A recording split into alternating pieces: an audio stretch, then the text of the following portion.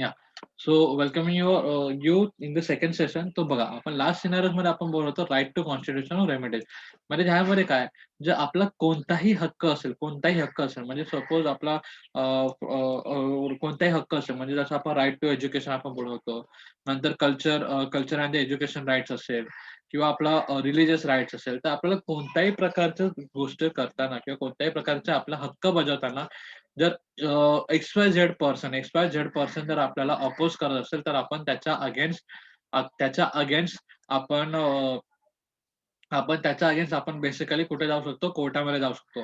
फक्त पर्सनच नाही. जर समजा एखादी संस्था किंवा इव्हन इव्हन जे गव्हर्नमेंट, एखादी संस्था, इव्हन आपलं जर भारताचं सरकार असेल किंवा आपला महाराष्ट्राचं सरकार असेल, भारताचं सरकार आहे, तर यांनी सुद्धा अशा प्रकारचा कोणताही कायदा केला असेल, की जेणेकरून आपल्या हक्कावरती काहीतरी समजा हक्क आपल्याला बजावताना कुठे ना कुठे अडथळा होत असेल. Means what I am just saying, not only this person, not only the certain individual, but even the institution, and even the government of India, and even the government of Maharashtra, and the government of any state, even if that is the person is the CM, if even if that is the minister, even it is that we can say the prime minister, anyone, जर कोणीही भले पंतप्रधान असेल, मुख्यमंत्री असेल किंवा कोणता मंत्री असेल, कोणीही जर अशा प्रकारचे कृत्य करेल किंवा त्यांनी दिलेल्या कायद्यानुसार किंवा त्यांनी केलेल्या कायद्यानुसार किंवा त्यांनी केलेल्या बेसिकली घोषणेनुसार किंवा कोणत्याही गोष्टीनुसार, जर एखाद्या व्यक्तीचा किंवा कोणत्याही व्यक्तीचा जर अ, स्वतंत्र किंवा त्याच्यावर कोणतेही कार्य करण्याचा अडथळा किंवा अशा प्रकारची कोणतीही गोष्ट जर लागू झाली, तर तो व्यक्ती हा कोर्टात जाऊ शकतो. त्या गोष्टीच्या विरुद्ध तो व्यक्ती कोर्टात जाऊ शकतो आणि त्याबद्दलची तरतूद तो नक्कीच करू शकतो आणि दाद तो नक्की मागू शकतो. म्हणजे काय, की भले कोणतेही मोठे व्यक्तिमत्व असो किंवा कोणताही एक सर्टन व्यक्ती असो, म्हणजे समजा मी तरी असे काही कृत्य केले आणि मी कोणाला जर बोलेन, "नाही, तुम्ही असं करू नका, तुम्ही तसंच करा." किंवा फॉर एक्झाम्पल समजा जर मी तुम्हाला बोलले, की "नाही, तुम्ही हिंदू धर्माकडे जा, दुसरे धर्म एवढं असं नाही." हे सुद्धा मी बोलू शकत नाही किंवा अशा प्रकारचे सुद्धा मी प्रमोशन करू शकत हां, भले मी बोलताना असं बोलत होतो, की हां, हिंदू धर्म पण तेवढाच चांगला आहे, जेवढे इतर धर्म आहेत. असं मी बोलू शकतो. परंतु फक्त हिंदू धर्मच चांगला आहे अ, म्हणजे कोणावर तरी जबरदस्ती करणे, की नाही तुम्ही हे माना, तुम्ही माना. अशा प्रकारचे मी कोणालाही जबरदस्ती करू शकत नाही. प्रत्येकाला स्वतःचा एक स्वतंत्र आहे. प्रत्येकाला एक स्वतंत्र हक्क आहे आणि प्रत्येकाला त्याला जे पटेल ते करण्याचं त्यांना स्वतंत्र आहे. आणि जर तशा प्रकारचा कोणताही अडथळा निर्माण करण्याचा जर प्रयत्न कोणीही करेल, भले ते एक इंडिव्हिज्युअल, म्हणजे भले तो एखादा व्यक्ती असेल किंवा तो एक पूर्णच्या पूर्ण इन्स्टिट्यूशन असेल, आणि इन्स्टिट्यूशन म्हणजे एखादी संस्था असेल. भले ती एक प्रायव्हेट संस्था असो किंवा गव्हर्नमेंट संस्था असो. म्हणजे ती खाजगी संस्था, म्हणजे प्रायव्हेट इन्स्टिट्यूशन असो किंवा गव्हर्नमेंटल इन्स्टिट्यूशन असो. म्हणजे ती खाजगी संस्था असेल किंवा शासकीय संस्था असेल, हे कोणीही तशा प्रकारचे कृत्य करू शकत नाही. आणि जर त्यांच्या हाती असं काही घडलं असेल, तर आपण कोर्टामध्ये जाऊन नक्कीच दाद विचारू शकतो. संविधानाने दिलेल्या हक्कावर काही वेळेस अतिक्रमण होऊ शकते व अशा हक्कांचा आणि आपल्या हक्कांचा वापर करता येत नाही. यालाच आपण आपल्या हक्कांचा भंग झाला असं म्हणतो. हक्कभंगाच्या संबंधित आपली तक्रार न्यायालय विचारात घेते. त्यांची शहानिशा करते. खरोखरच हक्कभंग झाला आहे का? किंवा संबंधित व्यक्तीवरती अन्याय झाला आहे का? असे न्यायालयाला वाटल्यास न्यायालय योग्य तो निर्णय घेत असते. तर म्हणजे बघा, if suppose sometimes the rights that are guaranteed to us by the constitution may can be encroached upon, but we are not able to exercise our rights. This is called the infringement of our rights. This is called the infringement of our rights. The court consider our complaint and investigate it, and in case it's convenience that the right has indeed been infringed upon, and injustice has been done to the aggregate individual, or to the aggrieved individual, the court gives an appropriate verdict. Verdict basically that is verdict. Verdict. So म्हणजे basically ह्याच्यामध्ये आपल्याला काय सांगितलं, जर जर आपण complaint केली, जर आपण कंप्लेंट केली म्हणजे किंवा जर समजा आपण कंप्लेंट केली न्यायालयाची पायरी आपण चढली आणि आपण कंप्लेंट केली, तर बघा, जर कधी-कधी अशी जर सिच्युएशन आली, की जेणेकरून हक्क बजावताना आपल्याला थांबवण्यात आलं किंवा हक्क बजावता आपल्याला आलं नाही, तर त्या सिच्युएशनला किंवा त्या गोष्टीला आपण त्याला हक्कांचा भंग होणे किंवा त्याला इंग्लिशमध्ये आपण म्हटलेलं आहे इन्फ्रिंगमेंट ऑफ अवर राइट्स. त्यालाच इंग्लिशमध्ये आपण इन्फ्रिंगमेंट्स ऑफ अवर राइट्स असं म्हटलेलं आहे आणि मराठीमध्ये हक्कांचा भंग होणे म्हटलंय. म्हणजे बघा, कधी-कधी sometimes the rights that are guaranteed to us by the constitution, म्हणजेच कधी-कधी आपल्याला संविधानाने दिलेलं जे काही हक्क आहे, त्या हक्कांचा हक्क ची पूर्तता करताना किंवा त्या हक्कच्या पूर्ण अंमलबजावणी करताना आपल्याला अडथळा येऊ शकतो. त्यावेळेस अडथळा येतो. म्हणजे बघा, तेच मी तुम्हाला सांगितलं ना, की बघा, जर एखादा इंडिव्हिज्युअल असेल इंडिव्हिज्युअल असेल, म्हणजे एखादा व्यक्ती असेल किंवा एखादे पूर्णच्या पूर्ण इन्स्टिट्यूशन म्हणजे एखादा पूर्णच्या पूर्ण संस्था असेल. भले ती सरकारी संस्था असो किंवा सरकारी संस्था असो किंवा प्रायव्हेट संस्था असो. या दोघांकडून अशा प्रकारचे काही ॲक्शन्स झालेले असतील, अशा प्रकारचे काही ॲक्शन झाले असतील, की अशा प्रकारचे काही एक न्यायनिवाडा किंवा अशा प्रकारची कोणतीही घटना घडली असेल, की जेणेकरून आपल्याला आपले हक्क पूर्तता करता येत नाहीये. जेणेकरून आपले हक्क पूर्तता करता येत नाही. म्हणजे बघा, फॉर एक्झाम्पल आपण बोलू शकतो, की जर समजा एखादं काय म्हणू शकतो आपण, एखादी कंपनी आहे, प्रायव्हेटबद्दल आपण बोलूया. एखाद्या कंपनीने काय बोललं, की मला अमुक-अमुक जातीचेच लोकं पाहिजे. मला अमुक-अमुक धर्माचेच लोकांना मी माझ्याकडे कामाला ठेवेल. अशा प्रकारची कोणतीही कंपनी भारतात बोलू शकत नाही. ओके. आणि किंवा एखादी कंपनी प्रायव्हेट असेल किंवा सरकारी असेल. सरकारी पण कंपनीचा विचार असेल, की अमुक-अमुक धर्माचा किंवा अमुक-अमुक जातीचाच व्यक्ती व्यक्ती हा सरकारी खात्यामध्ये येईल किंवा सरकारी काम करण्यासाठी येईल. अशा प्रकारचं सुद्धा काहीही घोषणा सरकार करू शकत नाही. त्याचप्रमाणे एखादा इंडिव्हिज्युअल असेल, तर एखादा इंडिव्हिज्युअल काय बोलेल, एखादा इंडिव्हिज्युअल जर बोलला, की एखाद्या व्यक्तीवरती मी त्याला म्हणजे त्याला धर्माचा हक्क बजावण्यासाठी, त्याच्यासाठी मी रोखू शकतो किंवा एखादा व्यक्ती जो बोलत असेल, की नाही मला अमुक-अमुक धर्माचेच धर्मासोबतच मी काय म्हणू शकतो, म्हणजे माझ्या आजूबाजूला जे लोकं राहतात ते अमुक-अमुक धर्माचेच लोकं राहिले पाहिजे किंवा किंवा किंवा आपण बेसिकली बोलत होतो, की बेसिकली हेच नाही आपण बोलत होतो, की मी मी हिंदू असेल किंवा मी मुस्लिम असेल, तर माझ्या आजूबाजूचे जेवढे लोकं आहेत त्यांना मी मुस्लिम धर्मासोबत कनेक्ट करायचा मी ट्राय करेल किंवा हिंदू धर्मासोबत कनेक्ट करण्याचा ट्राय करेल किंवा अशा प्रकारे कोणतीही बळबळजबरी किंवा मी अशा प्रकारचे काही कृत्य करेल, की जेणेकरून समोरच्या व्यक्तीला त्याच्या धर्माची गोष्ट करण्यासाठी किंवा त्याचे हक्क किंवा स्वातंत्र्य बजावण्यासाठी त्याला जर अपोज होत असेल किंवा त्याला कोणत्याही प्रकारचा अपोज होत असेल, तर बेसिकली आपण कंप्लेंट रेज करू शकतो. भले ते इन्स्टिट्यूशन लेव्हलवर असो किंवा इंडिव्हिज्युअल लेव्हलवर असो. म्हणजे ते एखादा व्यक्तीबद्दल असो किंवा एखाद्या संस्थेबद्दल असो. आपण कंप्लेंट रेज करू शकतो. ठीक आहे. आता बघा, right the const or rights as constitutional remedies, म्हणजे त्यांनी आपल्याला काय सांगितलं, आपल्याला काही हक्क किंवा हक्कभंग दूर करण्यासाठी न्यायालयाचे आदेश. बघा, त्याच्यामध्ये काय होतं, तर देह परिस्थिती, बंदी अ, बंदी प्र अ, ब बंदी प्रत्यक्षीकरण, म्हणजे that we called as the habeas corpus. That we call as the habeas corpus. The protection from the unlawful arrested and the detention.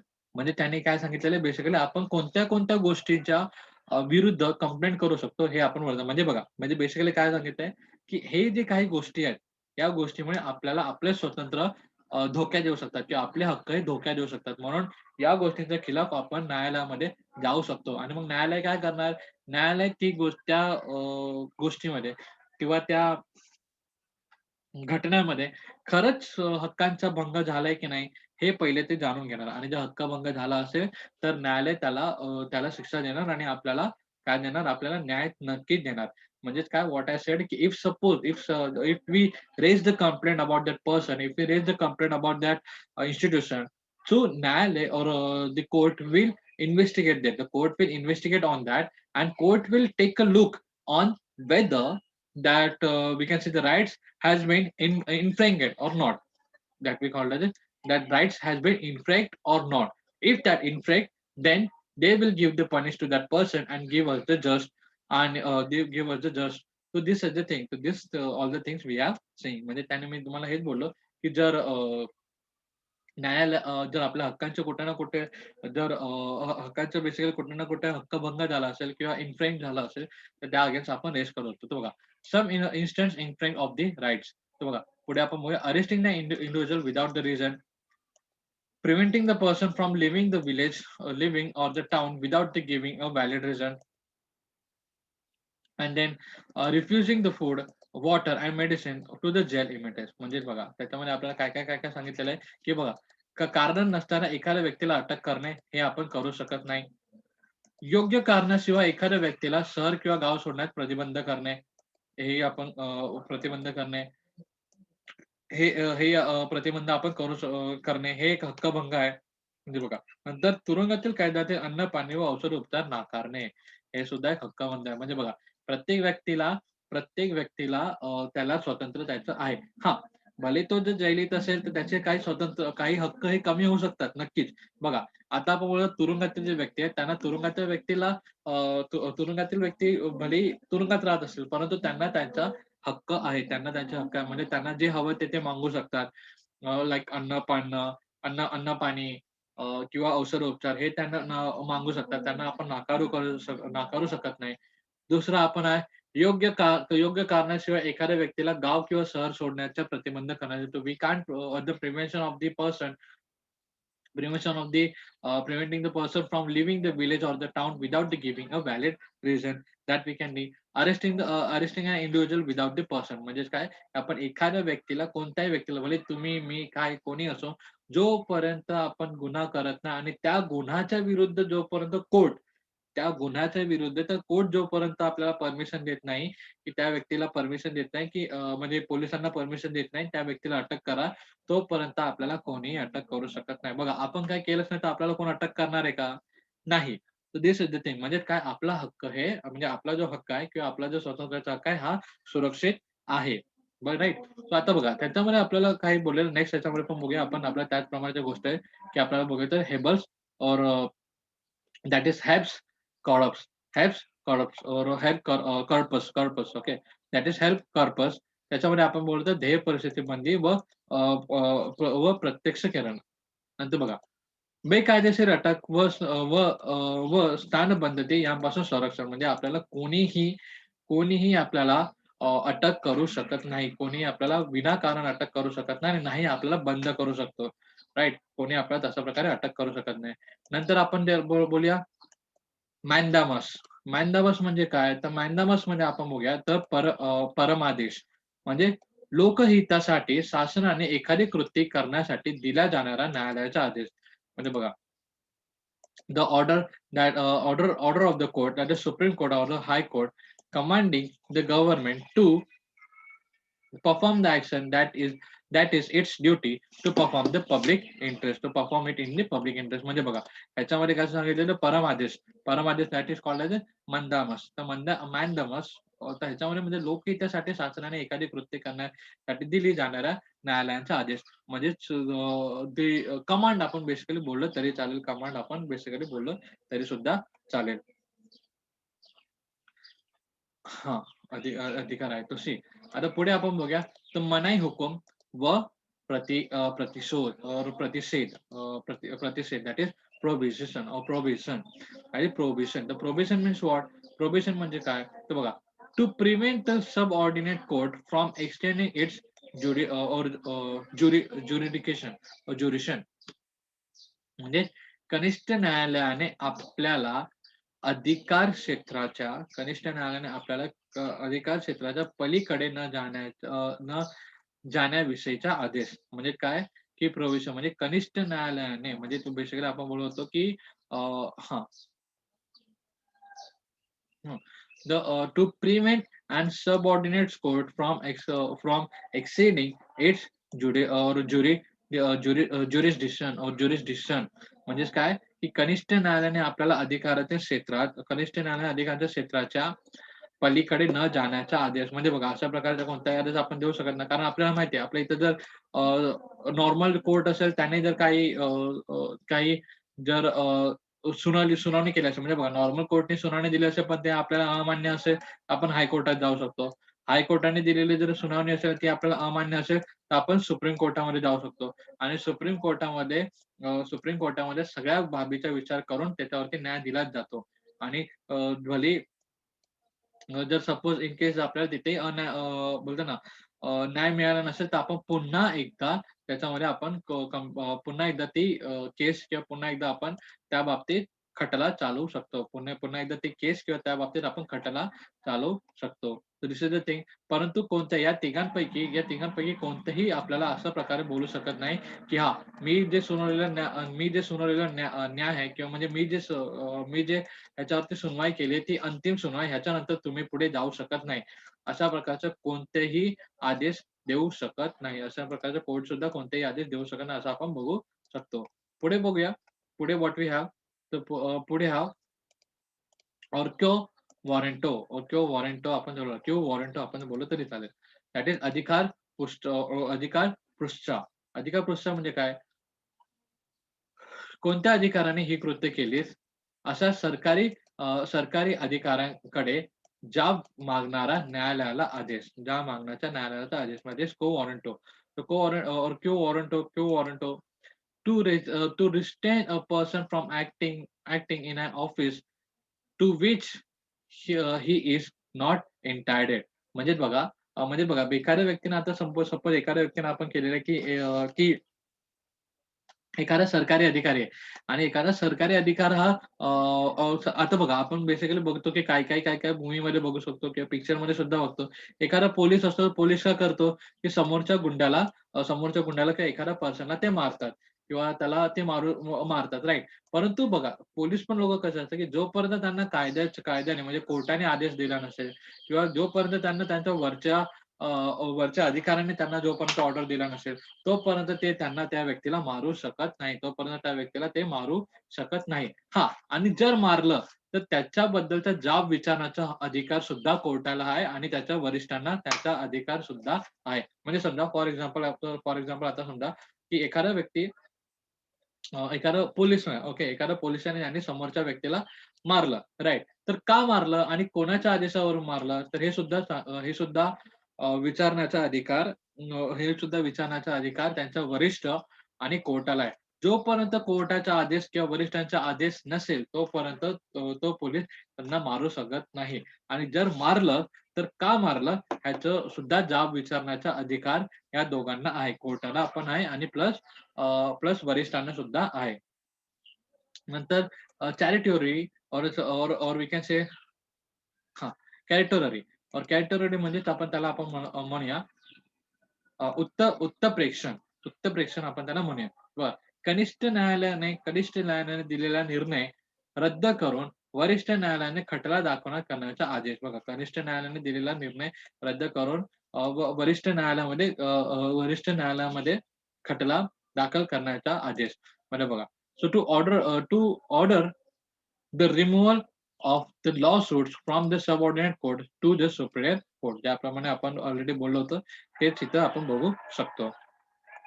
पुढे आपण बघूया is the certain is sorry is the reaction of this government officers right or wrong? See, an officer tells a woman who present all the documents of getting the benefit of the schemes for or destitutes. You don't look like a destitutes and refuser to the benefit of the scheme. In this instance, do you think that women's rights have been infringed?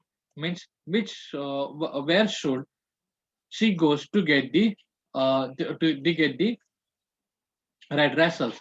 तर म्हणजेच काय ह्याच्यामध्ये आपण बघूया त्यांनी आपल्याला काय सांगितलं की एखाद्या सरकारी अधिकाऱ्याने केलेले योग्य आहे की नाही. बघा, निर अधिकारांसाठी असलेल्या एखाद्या योजना लाभ घेण्यासाठी एक स्त्री आपल्याकडे आलेली आहे आणि तिने ते कागदपत्रेही दाखवलेले आहेत. परंतु तू निराधार दिसत नाहीस. अशा प्रकारचं बोलून सरकारी अधिकाऱ्याने काय केलं, तिला अमान्य केलं किंवा ही स्कीम किंवा ही योजना आहे तुमच्यासाठी नाही, अशा प्रमाणे सांगण्यात आलेलं आहे. तर या ठिकाणी त्या स्त्रीचे हक्कभंग झाला आहे का, असं आपल्याला वाटत आहे का? तर हे आपल्याला विचार करणे गरजेचे आहे आणि तिला दाद मागण्याचा हक्क असेल तर तिने कुठे जावे? तर ती कोर्टात जाऊ शकते. जर खरंच बघा, जर ती खरंच निराधार असेल बघा, तर खरंच निराधार असेल आणि तिने बघा मी पुन्हा एकदा सांगतो, तर या घटनामध्ये काय होऊ शकतं, तर see what can happen in this case suppose that lady if suppose there is the two case that lady is lying or the officer is lying. म्हणजे काय मी म्हटलेलं आहे, की या ठिकाणी दोन आता इथला इन्सिडन्स बघूया. इन्सिडन्स काय झालाय, की एक एक स्त्री निराधिकार अधिकार म्हणजेच जो आपण स्कीम आपण त्याला बोलतो. That is scheme of डेस्टिट्यूट्स. The scheme for डेस्टिट्यूट्स म्हणजे निराधिकार असलेली जी योजना आहे ती मागण्यासाठी तिच्यामध्ये बेनिफिट्स घेण्यासाठी, तिचे मागण्यासाठी ती पुढे आलेली आहे. परंतु तिने काय केलं, म्हणजे त्या स्कीममध्ये समजा ज्याप्रमाणे आपण बघा, आपण शाळेमध्ये असताना स्कॉलरशिप भरतो किंवा ज्याप्रमाणे आपण ज्याप्रमाणे बेसिकली आपलं म्हणतात अ, आपले आई-वडील आपले सॉरी आपण काय करतो, की कोणत्या ना कोणत्या योजनेमध्ये असतात. त्या योजनेमुळे आपल्याला हां, घरकुल योजना आपण बघतो. घरकुल योजनामध्ये आपल्याला सरकार आपल्याकडे घर नाही, यासाठी सरकार आपल्याला काय देतात, काही पैसे देतात, की जेणेकरून आपण घर बांधू शकतो. अशा प्रकारचे काही योजना असतात. अशा प्रकारचे काही योजना आहेत, ज्याच्यामध्ये निराधिकारी योजना सुद्धा आहे, असं समजा. निराधिकारी योजना सुद्धा आहे. आपल्या पुस्तकात दिल्याप्रमाणे आपण बोलत आहोत. निराधिकारी योजना सुद्धा आहे. म्हणजे त्याला आपण काय म्हटलेलं आहे, डेस्टिट्यूट योजना किंवा डेस्टिट्यूट स्कीम आपण म्हटलेलं. त्याच्यामध्ये जे निराधिकार लोकं असतात किंवा निराधिकार स्त्री असतात, म्हणजे ज्या स्त्रीचं कोण नाहीये, त्यांचा हसबँड वगैरे डेथ झालेला आहे किंवा त्यांच्या नवऱ्याचा मृत्यू वगैरे झालेला आहे. अशा प्रकारचे जर कोणती स्त्री असेल, जी आता स्वतः एकटे चालतात, तर अशा प्रकारच्या कोणत्याही स्त्रीला आर्थिक मदत करण्यासाठी ह्या स्कीम असतात. आता बघा, फॉर इफ सपोज की ती स्त्री अ, त्या ऑफिसमध्ये गेली. ओके. स्त्री त्या ऑफिसमध्ये गेली म्हणजे त्या कार्यालयामध्ये गेली आणि बोलली, की मला हे निराधिकार स्कीममध्ये मला अप्लाय करायचं आहे आणि त्याचा मला बेनिफिट घ्यायचा आहे. परंतु तिने दाखवलेले सगळे काही डॉक्युमेंट्स तिने दाखवलेले सगळे काही डॉक्युमेंट्स हे जर पण बघा ह्याच्यामध्ये काय झालेलं, ती गेली ऑफिसमध्ये आणि बोलली, की मला अशा-अशा प्रकारे पाहिजे.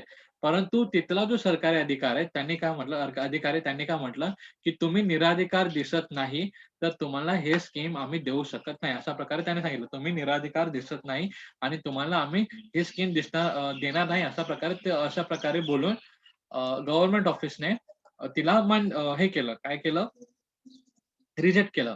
म्हणजे तिला अमान्य केलं. परंतु ह्याच्यामध्ये काय असू शकतं, एकतर त्या स्त्रीने दाखवलेले सगळे पेपर जर करेक्ट असेल, तर मग तो तर त्या गव्हर्नमेंट ऑफिसरचा त्या उद्धटपणा असेल, तो उद्धटपणा असेल किंवा की तिचे डॉक्युमेंट्स जे कुठे ना कुठे खराब असतील, जेणेकरून त्या व्यक्तीने तिला अमान्य केलं असेल. अशा प्रकारचे 2 केस तिथे असू शकतात. अशा प्रकारचे 2 गोष्टी तिथे असू शकतात. म्हणजे बघा, म्हणजेच काय, की म्हणजे आपण जेव्हा ते डॉक्युमेंट्स देतो किंवा आपण जे काही कागदपत्र देतो, त्यांच्यामध्ये जर काही घोळ असेल किंवा चुकीचे कागदपत्रे देण्यात आली असेल, तर त्याच कारणामुळे त्या व्यक्तीने किंवा त्या ऑफिसरने बोललं असेल किंवा त्या अधिकाऱ्याने बोललं असेल, की तुम्हाला आम्ही स्कीम देऊ शकत नाही. पहिली केस ही. दुसरी केस ही, की त्या व्यक्तीचा किंवा त्या ऑफिसरचा उद्धटपणा असेल, की जेणेकरून त्यांनी त्या स्त्रीला त्या स्त्रीला स्कीम दिलेली नाही, असं आपण बोलतो किंवा त्या स्त्रीला ती योजनामध्ये पार्टिसिपेशन करू दिलं नाही, असं आपण बोलतो. तर या ठिकाणी काय होतं, या ठिकाणी त्या स्त्रीचे जे हक्क आहे किंवा तिचे जे राइट्स आहे, ते काय होतात ते इन्फ्रँक्ट होतात. ते राइट्स आहे ते इन्फ्रँक्ट होतात ते जेणेकरून ते पुढे न्यायालयामध्ये जाऊन त्याच्याबद्दलचा न्याय मागू शकते. जेणेकरून ती न्यायालयामध्ये जाऊन she can go to the courts and she can appeal the court or she can go to the court for and demand just for herself. म्हणजे ती कोर्टामध्ये जाऊन स्वतःसाठी न्यायाची डिमांड ती करू शकते. Right? This is the things बघा. Because of the fundamental rights are those protected by the court, citizens are able to exercise their rights. म्हणजे बघा, प्रत्येक व्यक्तीचा जे फंडामेंटल राइट्स आहेत, फंडामेंटल जे मूलभूत हक्क आहेत, हे प्रत्येक व्यक्तीचा मूलभूत हक्क आहे. कोणाद्वारे सुरक्षित आहेत? हे कोर्टाद्वारे सुरक्षित आहे. हे कोर्टाद्वारे सुरक्षित आहे. बघा, हे कोर्टाद्वारे सुरक्षित आहे. डायरेक्टली कोर्टाद्वारे सुरक्षित आहे. आणि त्यामुळे आपण ते बिनधास्तपणे आपण हक्क बजावू शकतो. त्यामुळे ते बिनधास्तपणे आपण ते हक्क बजावू शकतो. And they can fulfil their rule as alert, responsible and active citizens. While considering the fundamental right, we also need to remember our duties. And in the next chapter, we shall study the fundamental duties. This is the thing. म्हणजे बघा, ह्याच्यामध्ये आपल्याला एक सांगितलं, की ह्याच्यामध्ये आपल्याला एक हेच सांगण्यात आलंय, की जे काही आपले फंडामेंटल राइट्स आहेत, म्हणजे जे पण काही आपले मूलभूत हक्क आहे, हे डायरेक्टली कोणापासून कोणामुळे सुरक्षित आहे आणि कोणाकडे सुरक्षित आहे? तर हे सगळे हक्क हे आपले कोर्टाकडे सुरक्षित आहे. सगळे हक्क हे आपले कोर्टाकडे सुरक्षित आहे आणि कोर्टाकडे सुरक्षित असल्या कारणाने कोणीही व्यक्ती भलेही भलेही ते एक इंडिव्हिज्युअल असो किंवा तो इन्स्टिट्यूशन असो, भले तो एखादा व्यक्ती असो किंवा एखादी संस्था असो, हे कोणीही आपले जे मूलभूत हक्क आहे किंवा हा मूलभूत हक्क आहे ते त्यांचा भंग करू शकत नाही. No one can inflict our fundamental rights. No one can inflict our fundamental right because it is protected at the court. म्हणजे ते कोर्टाकडे सुरक्षित आहे. ते कोणाकडे सुरक्षित आहे? ते कोर्टाकडे, न्यायालयाकडे सुरक्षित असल्या कारणाने कोणी त्याचा भंग करू शकत नाही. राइट? परंतु आपल्याला एक गोष्ट लक्षात ठेवली पाहिजे, की आपले जे हक्क आहेत, हक्क हे कधी पण एकटे येत नाही. ते कर्तव्याबरोबरच येतात. हक्क म्हणजे the rights never comes never comes along. They comes with the duties. They comes with the duties. म्हणजे ज्याप्रमाणे आपण एक बोलतो, की ज्याप्रमाणे आपल्या सगळ्यांनी एक वाक्य आपण नक्कीच ऐकलं असेल, that is the the power comes with responsibility. म्हणजे जी पण काही शक्ती येते, त्या शक्तीसोबत काही गोष्टी सुद्धा रिस्पॉन्सिबिलिटी, काही अधिकार सुद्धा आपल्यावरती येत असतात. काही जबाबदारी सुद्धा येत असतात. म्हणजे बघा, जेवढे जास्त ताकद आपल्याकडे येणार, तेवढे जास्त जबाबदारी सुद्धा आपल्यावरती असते. त्याचप्रमाणे आपण बोलतो, की जेवढे हक्क आपल्याला दिलेले आहेत, तेवढेच आपल्याला कर्तव्य सुद्धा दिलेले आहेत. म्हणजे बघा, आपल्याला स्वतंत्रपणे फिरण्याचे आपल्याला हक्क आहे किंवा स्वतंत्रपणे काहीही बोलण्याचे आपल्याला हक्क आहे. स्वतंत्रपणे आपल्याला हवं तिथं जाण्याचे आपल्याला हक्क आहे. परंतु आपले कर्तव्य पण आहे, की आपलं स्वतंत्र बनवताना म्हणजे आपल्याला बोलताना लोकांचे मन दुखवलं जाणार नाही, ह्याचं आपल्याला लक्ष दिलं पाहिजे. त्यासोबतच जर आपण आपलं ध अ, जर आपलं जर आपण कोणत्या ठिकाणी जात असेल, तर तिथली जागा, तिथली संस्कृती किंवा तिथले लोकं यांना त्रास होणार नाही, हे सुद्धा आपल्याला बघितलं पाहिजे. दुसरी गोष्ट आपण बघतोय की ज्या ठिकाणी आपण फिरत असेल किंवा ज्या ठिकाणी आपण बोलत असेल, ज्या ठिकाणी आपण राहत असेल, आपल्यामुळे दुसऱ्यांना त्रास होणार नाही, हे सुद्धा काय आहे, हे बघण्याचं सुद्धा आपल्याला कर्तव्य आणि प्लस त्रास होणार नाही, हे सुद्धा बघणं आपली ड्युटीज, आपलं कर्तव्य आणि प्लस आपले हक्क बजावताना whenever we are the practising or exercising our rights at that moment we should think about the rights of other too. म्हणजे ज्यावेळेस आपण आपले हक्क जे बजावताय त्याचप्रमाणे आपण दुसऱ्याच्या हक्कांची सुद्धा काळजी घेतली पाहिजे आणि दिस इज अवर ड्युटीज. आणि नेक्स्ट चॅप्टरमध्ये आपण फंडामेंटल ड्युटीज बद्दल बोलणार आहोत. त्या काही मूलभूत अधिकार आहेत ते सुद्धा आपण बोलणार आहोत. कर्तव्य बेसिकली मूलभूत कर्तव्य त्याबद्दल आपण पुढच्या आठवड्यात पुढच्या सेशनमध्ये बोलणार आहोत. ओके. आय होप तुम्हाला लेसन कळालं असेल. In case no you guys can please read करा. सर्वप्रथम लेसन रीड करा. लेसन रीड केल्यानंतर ह्याचा एक्सरसाइज सॉल्व्ह करायला चालू करा. Okay. First read the lesson. Second do watch this video. हा जो व्हिडिओ बघा याच्यामध्ये काही डाऊट वगैरे असेल तर विचारा. काही सजेशन असेल तर सजेशन द्या. आणि थर्ड इज की नंतर हा एक्सरसाइज सॉल्व्ह करा आणि एक्सरसाइज सॉल्व्ह करायचा हा आपला होमवर्क आहे. ठीक आहे. I hope you got this lesson. In case no you guys can तुम्ही विचारू शकता.